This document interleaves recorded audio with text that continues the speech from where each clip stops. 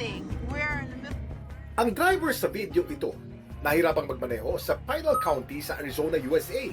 Halos wala na kasi siyang matanaw sa kalsada dahil sa bumalot nitong makakapal na alikabok na kung tawagin, habub. Ang habub, isang uri ng dust storm na karaniwang nararanasan tuwing monsoon season sa Southwest United States.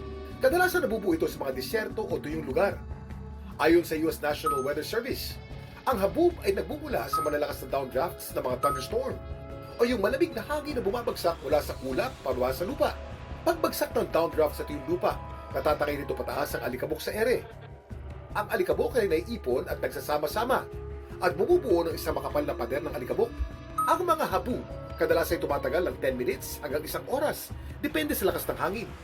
Kapag maipit sa katulad na sitwasyon, huminto agad sa tabi ng kalsada, isara ang mga bintana at magtakip ng bibig at ilong. Mainam din gumamit ng mask o basang panyo. Laging tandaan, importante ang may alam.